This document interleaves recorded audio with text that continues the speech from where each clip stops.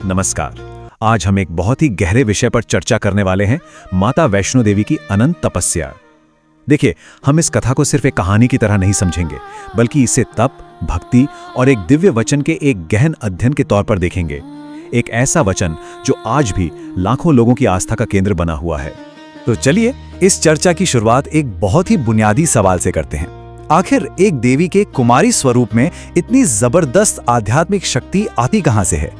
हमें समझने की कोशिश करेंगे कि यह अवस्था कोई सीमा नहीं, बल्कि ये तो उनकी उस दिव्य ऊर्जा का असली आधार है जिसे उन्होंने सालों की तपस्या से इकट्ठा किया है। तो हमारी ये कहानी शुरू होती है त्रेता युग से। दक्षिण भारत में रत्नाकर सागर के घर एक दिव्य कन्या का जन्म हुआ। उनका नाम रखा गया त्रिकुटा, जिन्हें आदि शक्ति का ही एक अंश माना जाता है। और यहीं से, उनके घर से ही उनकी आध्यात्मिक यात्रा की पहली नींव रखी गई थी। बचपन से ही, मतलब बिल्कुल छोटी उम्र से ही, त्रिकुटा का मन दुनियादारी में लगता ही नहीं था। उनका पूरा ध्यान, उनकी पूरी चेतना बस एक ही जगह केंद्रित थी, भगवान विष्णु की भक्ति में। और यही एकाग्रता, यही फोकस आगे चलकर उनके जीवन के महान उद्देश्य का आधार बना। जब वो विवाह की उम्र में पहुंची तो उन्होंने एक ऐसा दृढ़ संकल्प लिया जिसने उनकी आध्यात्मिक यात्रा की दिशा हमेशा के लिए तय कर दी। उन्होंने प्रतिज्ञा ली कि वो अगर पति के रूप में किसी को स्वीकार करेंगी तो वो सिर्फ भगवान विष्णु ही होंगे।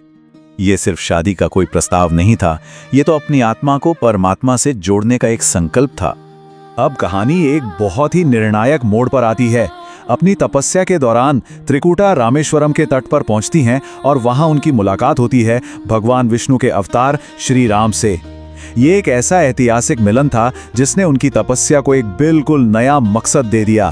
त्रिकुटा ने अपने आराध्य को पहचानने में एक पल की भी देर नहीं की और अपनी उसी अटूट भक्ति के साथ उन्होंने अपनी प्रतिज्ञा पूरी करने के लिए श्री राम के सामने विवाह का प्रस्ताव रख दिया। ये उनकी भक्ति की सादगी और गहराई को दिखाता है। यहाँ पर ना दो महान संकल्प आमने सामने आ जाते हैं। एक तरफ थी त्रिकुटा की एकाग्र भक्ति और उनका वचन, तो दूसरी तरफ थे श्री राम, जो मर्यादा पुरुषोत्तम थे और अपने एक पत्नी व्रत के धर्म से बंधे हुए थे। इस अवतार में वो सिर्फ और सिर्फ माता सीता के प्रति वचनबद्ध थे, इसलिए वो धर्म के अनुसार त्रिकुटा के प्रस्ताव को स्वीकार कर ही नहीं सकते थे। लेकिन श्री राम ने त्रिकुटा की भक्ति का पूरा सम्मान किया और उन्हें एक बहुत बड़ा वचन दिया। उन्होंने वादा किया कि भविष्य में जब वो कलयुग में कल की अवतार लेंगे, तब वो उन्हें अपनी अर्धांगिनी के रूप में स्वीकार करेंगे। यही वचन उनकी तपस्या का नया केंद्र बन गया और इसने उनकी प्रतीक्षा को एक सक्रिय साधना में बदल दिया। श्री राम के निर्देश पर त्रिकुटा ने एक बहुत लंबी और महान यात्रा शुरू की, दक्षिण के समुद्र तट से निकलकर उत्तर के त्रिकुटा पर्वत की ओर। ये सिर्फ एक जगह से दूसरी जगह जाना नहीं था, ये असल में सांसारिक दुनिया से वैराग्य और आध्यात्मिक ऊंचाइयों की ओर एक प्रतीकात्मक यात्रा भी थी। देखिए, उनका ये सफर कई परीक्षाओं से भरा हुआ था। श्री राम के कहने पर हनुमान जी खुद उनकी सुरक्षा के लिए उनके साथ थे। इस यात्रा में कई अहम पड़ाव आए, जैसे बाणगंगा, जहां उन्होंने दिव्य बाण से पानी निकाला, और अर्धकुमारी गुफा, जो उनकी 9 महीने की कठिन तपस्या की जगह बनी। हर एक पड़ाव उनकी आध्यात्मिक शक्ति की एक परीक्षा भी था और एक प्रमाण भी। इस यात्रा में हमें दो बिल्कुल विपरीत शक्तियां दिखाई देती हैं।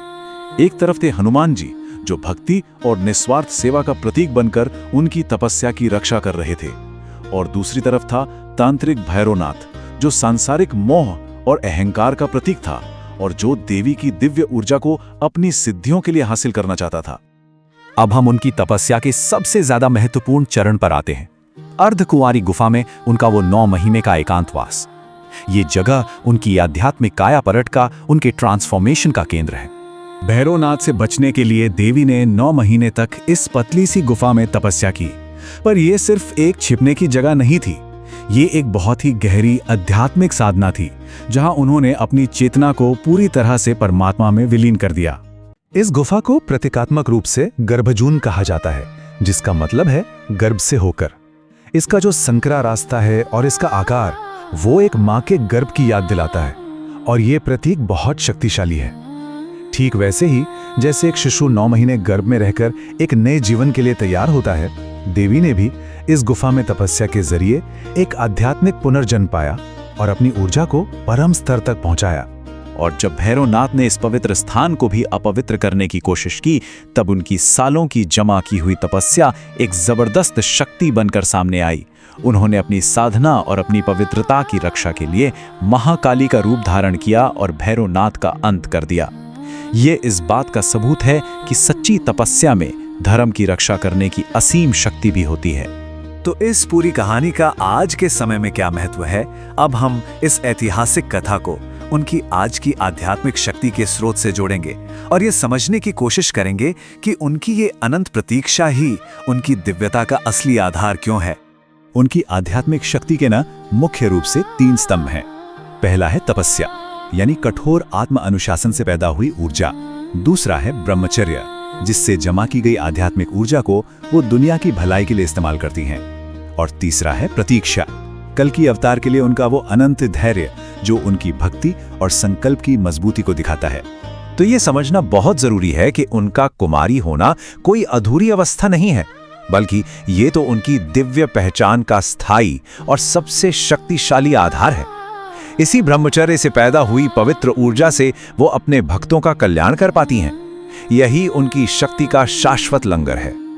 और आखिर में एक सवाल सोचने के लिए, आज के इस दौर में जहां हम सबको तत्काल परिणाम चाहिए, इंस्टेंट रिजल्ट्स चाहिए, वहां एक देवी की युगों युगों तक चलने वाली प्रतीक्षा हमें धैर्य, अनुशासन और अटूट विश्वास के असली मतलब के बारे में क्या सिखाती है?